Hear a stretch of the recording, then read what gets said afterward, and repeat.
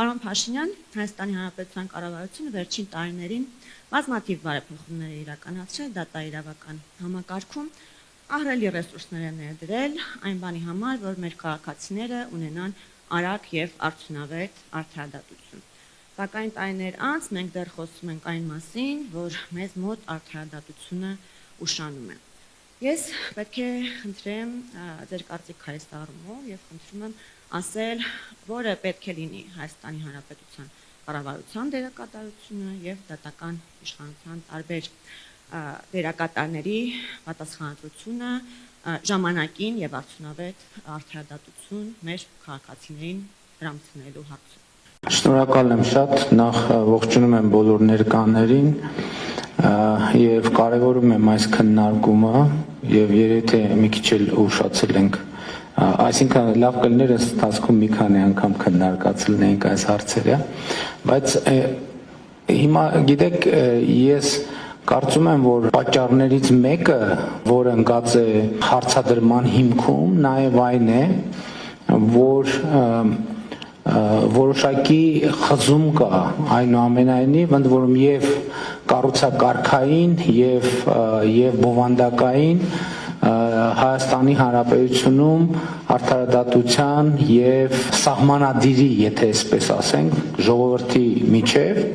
որովհետեւ տեսեք ինչ ենք մենք ասում նաեւ, ես այդ հարցի մասին շատ եմ մտածել, ինչ ենք մենք ասում կամ ինչու կա այդ հարցադրումը, թե արդյոք արդարադատությունը եւ արդարությունը նույն բանն են կամ արդյոք պիտի լինեն նույն բանը, մեծ հաշվով երբ որ փորձում ենք այս հարցը բաղդատել, տեսնում ենք, որ իրականում խնդիր կա հենց ինքնին ձևակերպման մեջ, բայց կարևոր է հասկանալ, թե ինչն է պատճառը, որ նման ձևակերպում եւ հարցադրում մեր իրականության մեջ կարող է գոյություն ունենալ։ Ես կարծում եմ, որ դրա պատճառներից մեկը այն է, որ Հայաստանում արդարադատությունը հասկանալի չէ շատերին։ Ինչ նկատի ունեմ հասկանալի չէ, երբեմն բառից բուն իմաստով հասկանալի չէ, որովհետև ես այս ընթացքում իմ շփումների, քննարկումների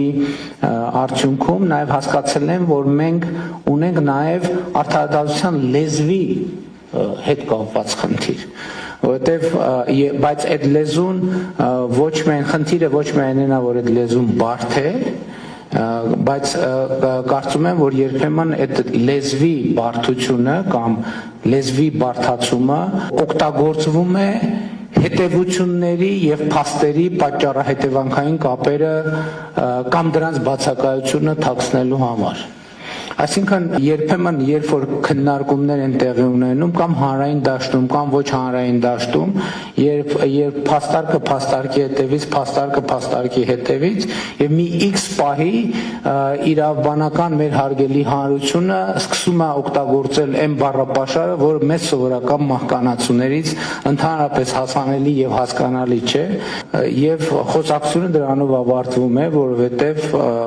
ասվում է, որ ահա կապերը այսպեսին են, բայց այդ կապերը տեսանելի չեն երբեմն։ Եվ շատ հաճախ, երբ որ այդ թվում հանրային որոշակի արձագանքի արդյունքում եւ հանրությունը ստիպված է բացատրություններ ակնկալել եւ ստանալ, թե ինչը, ինչու, ինչպես,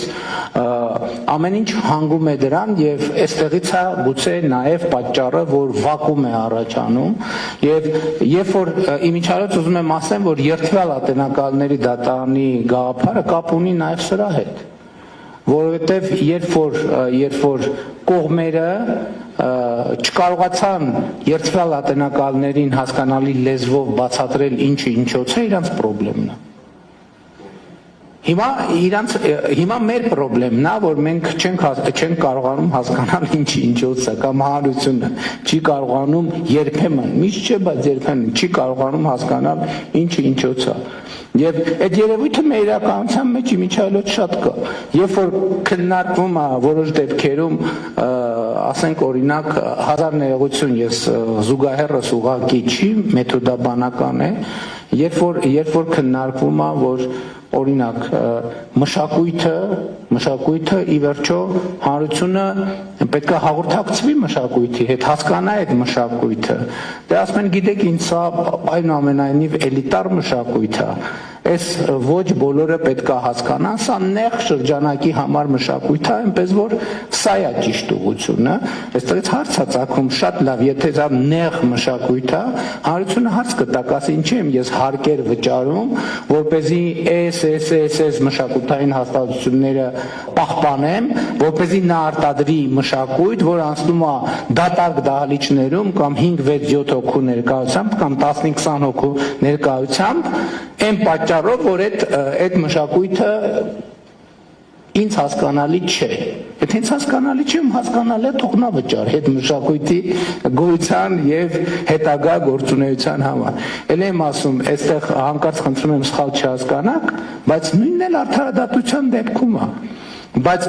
որ դե գիտեք ինչ կան այսպիսի բարդ իրավական հանգույցներ, նրբություններ, որը այդպես է իրականում։ Ես չեմ ասում որ բարդ հանգույցները չկան։ Ես ասում եմ հանրությունը պիտի հասկանա ինչ է տեղի ունենում եւ ինչու։ Այստեղ է ճեղքը առաջանում, որ մարդիկ պատճառահետևանքային կապերը չեն հասկանում, ինչից սկսվեց, ինչի վրա ներքին համոզմունք, որը շատ կարևոր եւ առանցքային բան է։ Բայց եթե մենք չենք տեսնում, թե այդ ներքին համոզմունքը ինչի հիման վրա է ձևավորվել, հարության մոտ է ներքին համոզմունք ձևավորվում է, որ այս ներքին համոզմունքը ձևավորվել է ոչ ամենևին փաստերի եւ փաստարկների հիման վրա։ Ընդ որում նաև երբեմն մեր իրավաբանական հանրության ներկայացուցիչներ երբեմն կրակին յուղ են լցնում, ասելով, որ դե գիտեք ինչ իրավաբանությունը ճշգրիտ գիտություն չի։ Այո, գալիս է, զարգանում, դե կարա սենց էլ լինի եզրակացությունը, կարա նենց էլ լինի։ Սա ֆունդամենտալ պրոբլեմ է, որովհետև այսինքն ես կասեմ, գիտեք ինչ մենք ասում ենք, ինչի է ուշանում արդարադատությունը ոչ այնքան ուշանում, որտեղ տեղ չի հասնում։ Ինքը անընդհատ process է, ինքը չի հանգուցալուծվում։ Ինքը գնում է, անընդհատ պատկերացրեք ճամփորդություն, որը չի ավարտվում։ Այսինքն չկա այդ վերջին կետը, որ մենք եկանք հասանք հետևյալ եզրակացության, եւ ընդ որում այստեղ խնդրեմը հələ եթե էս լիներ, դա կլիներ խնդրեմի մի մասը։ Նույն իրավաբանական նույն խոսույթները իրանք ունեն իրենց ներքին խոսույթը։ Օպերատիվ բլոկում առանձին ընկալումներ եւ պատկերացումներ կան, քննչական օղակում առանձին պատկերացումներ կան, դատախազական օղակում առանձին պատկերացումներ կան, դատավորական օղակում առանձին պատկերացումներ կան։ Ու սովորաբար, երբ որ բանը գալիս հասնում է այն դեպքերին, երբ որ հանրությանը պետք է տրվի պատասխաններ, ու էլ եմ ասում, ես ընդհանրապես ինչ եմ այս թեմաներով խոսում, որովհետև հանրության պատասխան տվողը ամենայն հարգանքով դահլիճում ներկա շատ, այսինքն ես եմ թիվ 1 պատասխան տվողը հանրության, թե ինչի էս մեկը նենց, այն մեկը նենց, այն մեկը նենց, այն մեկը։ Եվ ես այդ պատասխանը որևէ ձևով բովանդակություն ստանալու համար ինչ որ ձևով դիմում եմ նաև հասկանալու համար թե այդ հարցերի ինչ պատասխաններ կարող են լինել եւ ֆունդամենտալ խնդրեմը ես հասկանում եմ որ ներսում է տարբեր օղակներում քննչական օղակում օպերատիվ օղակում դատախազական օղակում դատավարական օղակ դատավորական օղակում երբեմն մենք տեսնում ենք իրադրության ելի ոչ նույնական ընկալում Սովորաբար դատավորական օղակում ասում է, որ դատախազական օղակում է խնդրեմը, որովհետև այնտեղ ինչ որ բանն են չի արվել, դատախազական օղակում ասում է, որ գիտեք, քննչական օղակում է խնդրեմը, այնտեղ ոնց որ ինչ որ բան չի արվել, քննչական օղակում ոնց որ թե օպերատիվ մարմինը լավ չի աշխատել, այն պարագայում, երբ օրը ցերեկով ուղիղ եթերում մի բան է տեղի ունեցել, որը պետք է ստանա իրավաբանական արձագանք։ Օրը ցերեկով բոլորի աչքի առաջ տեղի է ունեցել մի բան, Ես էլ չեմ խոսում այն կոնսպիրատիվ, խորը կոնսպիրատիվ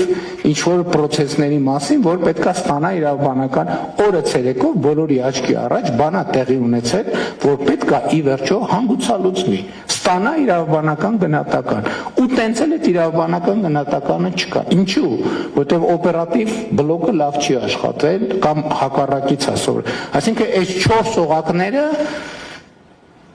Երբ որ չի հասցեագրվում հարցը, 4 օղակներ ունեն պատասխան, մյուս օղակը լավ չի աշխատել, այդ ամբողջ պատճառը։ Ինչը չգիտեմ ինչքանով է ճիշտ, ինչքանով է սխալ, բայց հարցը հետևյալն է։ Ես էլի շարունակաբար դնում եմ այս հարցը, հանրությունը ինչով է մեղավոր, եւ բ ես հիմա ինչ ասեմ մարդկանց։ Ֆունդամենտալ հարցը, իմ հարցը շատ գործնական է։ Ես իսկապես բաներ չունեմ, նախապաշարաններ չունեմ, մյուս կողմից դատական մարմինների անկախության խնդիրը նույնպես ֆունդամենտալ խնդիր է, որովհետև հասկանալիորեն այդ հարցը բարձրացվելիս խոսվում է կառավարությունից, իշխանությունից անկախության մասին, որը անառարկելի օրակարգ է։ Բայց մենք համոզված ենք, որ երբ որ կառավարությունից անկախ է այդ համակարգը, ուրիշ որևէ տեղից կախված չի այդ համակարգը։ Որն է այդ համոզմունքը, այդ մեխանիզմը որն է, որը մեզ պետք է տա այդ համոզմունքը, որ այո, մենք ունենք անկախ դատական համակարգ։ Մյուս կողմից կարող է արդյոք երկրում ինչքան անկախ կարող է լինել դատական համակարգը ժողովրդից սահմանադրից։ Որն է այդ անկախության մեխանիզմը։ Որովհետև ի վերջո Հայաստանի Հանրապետությունում իշխանության միայն մի աղբյուր կա, եւ այդ աղբյուրը ժողովուրդն է, եւ հետեւաբար